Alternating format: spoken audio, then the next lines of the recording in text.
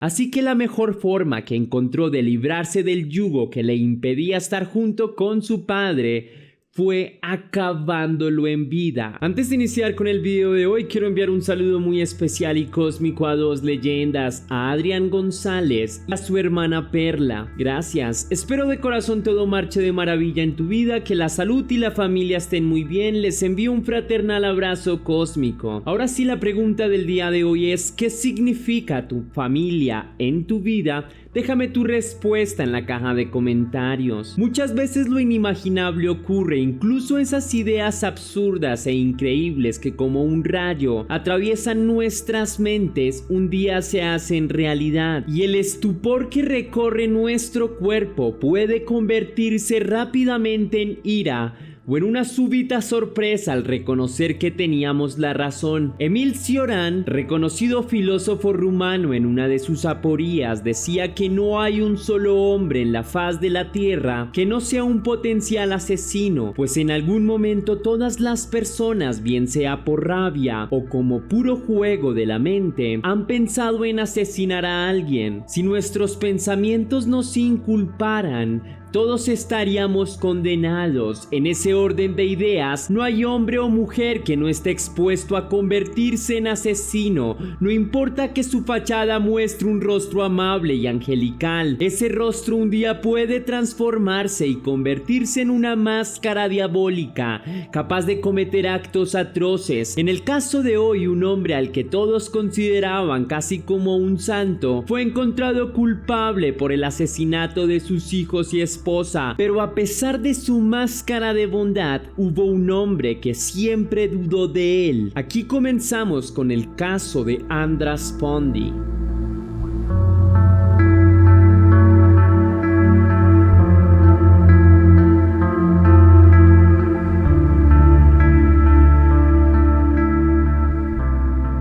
Aquel día del mes de octubre del año 1997, el detective Gabor Tamasi estaba sentado cómodamente en su sala de estar viendo la televisión. El hombre miraba sin mirar, como dejando que la cascada de imágenes que se presentaban delante fluyera sin prestarle demasiada atención, como si de un arrullo se tratara. No le interesaba mucho lo que comentaba el aparato electrónico, y así hubiera seguido de no ser por el rostro conocido que apareció en toda su dimensión durante un reportaje de las noticias. El detective no daba crédito a lo que veía, se limpiaba los ojos de manera frenética, caminaba de un lado al otro y volvía a observar. Leía bien del hombre señalado y el titular completo de la noticia. No era un sueño, realmente estaba ahí. Era ese mismo rostro, el mismo hombre que durante tantos años había soñado con atrapar. Andras Pondy había sido capturado y era el culpable de haber acabado a 6 personas, 2 de sus esposas y 4 de sus hijos. En ese momento el detective no paraba de dar vueltas alrededor de la casa y empezó incluso a sufrir de una fuerte crisis nerviosa. Todo había empezado varios años atrás,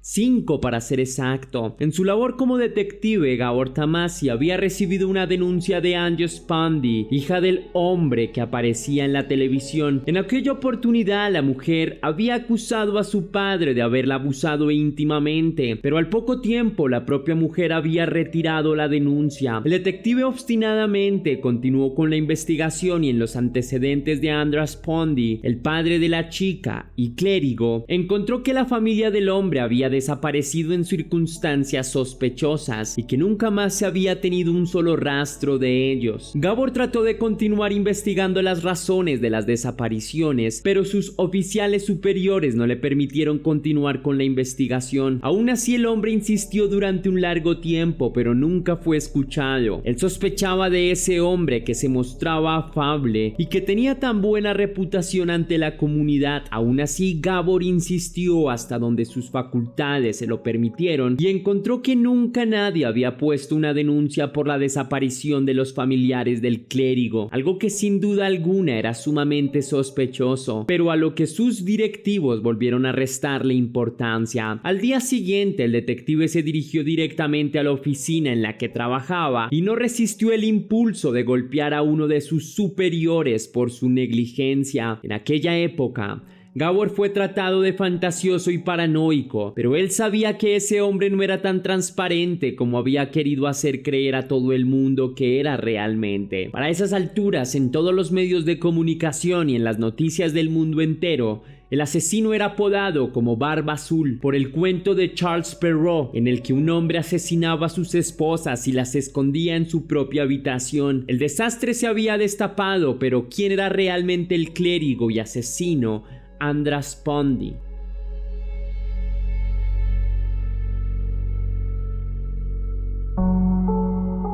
Andras Pondy nació el 1 de junio de 1927 en Chop, Hungría. Sus padres eran dos religiosos devotos, por la que la influencia lo llevó a estudiar teología. La mayor parte de su vida la pasó en bibliotecas, monasterios e iglesias, pero eso al parecer no impidió que años más tarde se convirtiera en un sádico. A mediados de los años 50, Pondy contrajo matrimonio con una mujer llamada Ilona Sores. Lamentablemente para la pareja no pudieron continuar con su vida en esta región, pues a causa de la fallida revolución húngara, Pondy y su pareja se dirigieron a suelo belga. A pesar de las dificultades de inmigrar, el hombre pronto fue nombrado como pastor en una pequeña comunidad de protestantes ubicada en Bruselas. Además, el hombre también fue designado como maestro religioso de la Iglesia Protestante Unida. La pareja continuó con su vida de manera normal y al poco tiempo de su llegada nació la primera hija, la que llamaron Agnes. Años más tarde vendrían dos hijos más, Daniel y Zoltán, nacidos en 1961 y 1966 respectivamente.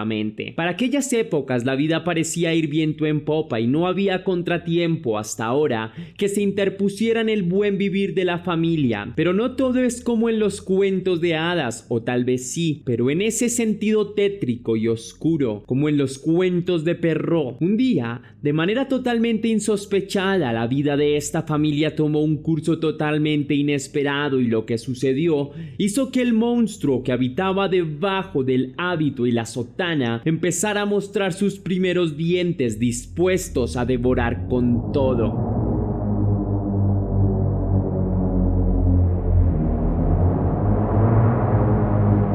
Poco después del nacimiento del último hijo de la pareja entre Andras e Ilona, la pareja empezó a tener problemas frecuentes y la convivencia se había tornado insoportable, o al menos así lo contaron cuando estalló el escándalo. Lo cierto es que Andras había acusado a su esposa de infidelidad y con ese móvil se separó de ella. Naturalmente los hijos habían pasado a formar un problema, pues se tenía que definir la custodia de ellos. Sin embargo, Ilona no se centró demasiado en las discusiones y disputas, simplemente tomó a sus dos hijos menores y se los llevó con ella, mientras que Agnes, la mayor de las hijas, quedó al cuidado de su padre Andras. A los 12 años empezó la pesadilla para Agnes, pesadilla que su padre trató de camuflar como si de un sueño o algo envidiable se tratara. Tan pronto Andras se vio solo después de una relación marital de varios años, decidió tomar nada más y nada menos que a su hija como amante. Desde esa edad la chica empezó a ser abusada íntimamente por parte de su padre, quien la utilizaba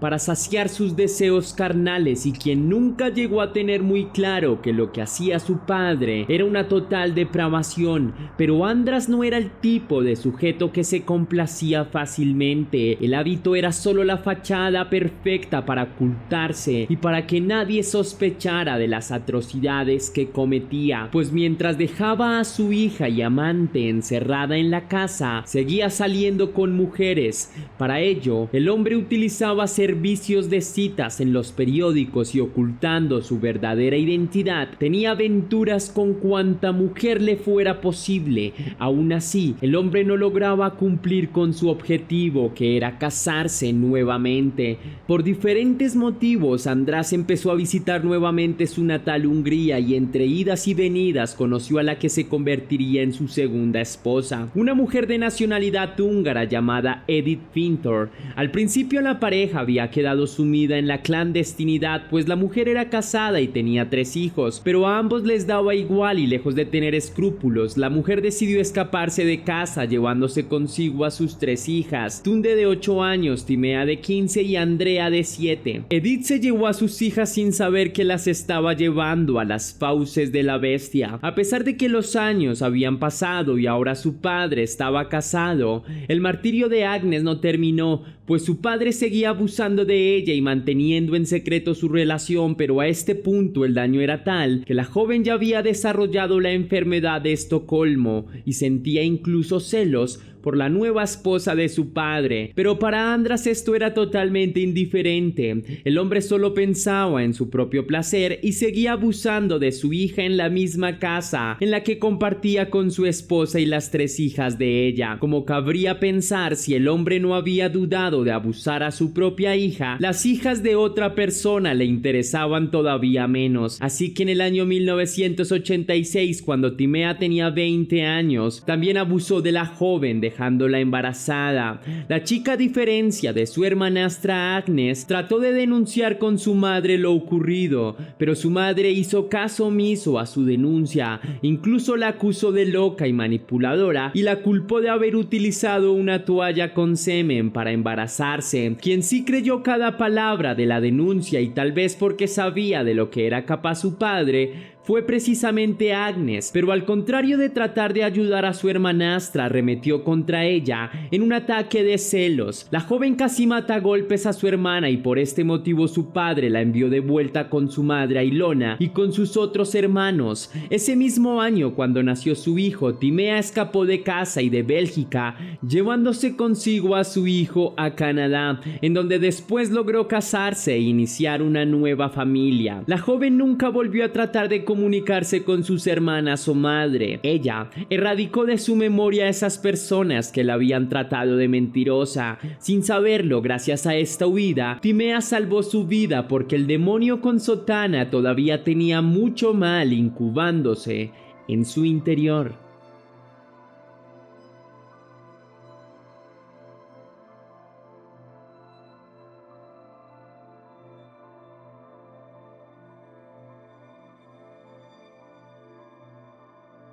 Agnes había sido expulsada de la casa de su padre, también estando embarazada, y su hijo nació cuando vivía en compañía de su madre y de sus hermanos. Sin embargo, luego de 2 años, la mujer volvió a casa diciendo que su madre y sus hermanos habían huido a Francia y la había dejado sola. La verdad era muy distinta. En la mente de la mujer, el único deseo que transitaba con insistencia es que quería vivir junto con su padre y seguir manteniendo la misma relación que había mantenido con él. Así que la mejor forma que encontró de librarse del yugo que le impedía estar junto con su padre fue acabándolo en vida, o asesinándolos, para ser más preciso. Agnes acabó a su madre y a uno de sus hermanos y ayudó a su padre a terminar a otros 2. El clérigo Andras Pondi también le ayudó a deshacerse de los cuerpos que fueron quemados con ácido después de haber sido hecho pedazos. Agnes también confesó haber ayudado a eliminar a su padre y a su hermanastra Andrea, quien desapareció junto con su madre Edith a principios del año 1990. Para aquella época el hombre decía que su esposa había escapado a Alemania con otro hombre y que se había llevado con ella a su hija Andrea. Como el hombre gozaba de buena reputación y mostraba incluso un telegrama en el que supuestamente Edith le comunicaba que lo abandonaba, nadie llegó nunca a dudar de él. Ahora el clérigo vivía con su hija Agnes, su nieto e hijo al mismo tiempo, y la otra hija de Edith, Tunde, quien desaparecería finalmente en el año 1991. Respecto a esta desaparición, Agnes dijo no haber tenido ninguna relación. Con relación a la desaparición de la joven, el hombre aseguró que la muchacha no estaba bien mentalmente y que se había visto obligada a enviarla a vivir a otro país. Nadie nunca preguntó a las desaparecidas. Por suerte, el testimonio de Agnes sirvió para aclarar el modus operandi del clérigo Barba Azul. El hombre tenía 2 armas principales, un barrote de hierro y un arma de fuego. Con el barrote golpeaba a su víctima hasta la muerte y luego la hacía pedazos en el sótano de su casa para posteriormente derretirla en ácido y enviarla a algún matadero. Con el arma de fuego el proceso era prácticamente idéntico, salvo que en vez de golpear disparaba directamente al cráneo de su víctima. La primera vez que Agnes había denunciado a su padre en 1992 de agresión íntima, se arrepintió por su relación y su carrera asesina. Sabía que ella también sería inculpada. Sin embargo, cuando se hizo público el escándalo, decidió tomar partido por una fuerte discusión que había tenido en la víspera con su padre. La mujer, que para esa altura ya tenía más de 40 años, trabajaba como bibliotecaria y quien durante toda la vida había sido amante de su padre, decidió librarse de sus abusos. Durante el juicio, Agnes confesó que su padre la había abusado por primera vez a los 12 años y que en aquella oportunidad le había dicho que todo era una iniciación y que nadie en el mundo entero se tenía que enterar. El secreto duró guardado cerca de 30 años. En el juicio, el clérigo András Pondi también apareció como sospechoso por la desaparición de varios niños húngaros que supuestamente eran transportados a Bélgica y allí eran acabados por el hombre. No obstante, nunca se le pudo acusar por estos crímenes por falta de evidencias. Por los que sí fue inculpado fue por los crímenes en contra de sus hijos y exesposas, y por este motivo fue sentenciado a cadena perpetua. En el año 2013 el hombre murió en una cárcel casi impune ante todos los crímenes que cometió. Por su parte, Agnes fue sentenciada a 21 años de prisión, recibió rebajas de condena por haber sido víctima de su padre. Eso ha sido todo por el video de hoy. Recuerda seguirme en todas mis redes sociales para que tú y yo estemos aún más en contacto. Tengo una página de Facebook donde estoy subiendo contenido muy interesante que solo verás allí, así que te invito a seguirme. Solo debes buscarme como Tez Misterios y nada más, le das seguir. También tengo una página muy interesante de Instagram en la que aparezco como Soy Tez Misterios. Estaré bastante agradecido si vas y me sigues. Si quieres hacer una donación para la producción de Tez Misterios, puedes hacerlo de dos maneras diferentes, con el botón de super gracias y con el botón de PayPal. Tienes el link en la descripción en el comentario fijado. Si lo haces de cualquiera de estas dos formas, recibirás un agradecimiento personalizado de mi parte y un saludo en un próximo vídeo. Así que sin más que añadir, eso fue todo por hoy. Recuerda que misterios somos y que tú y yo nos vemos en el camino. Que las dudas te acompañen.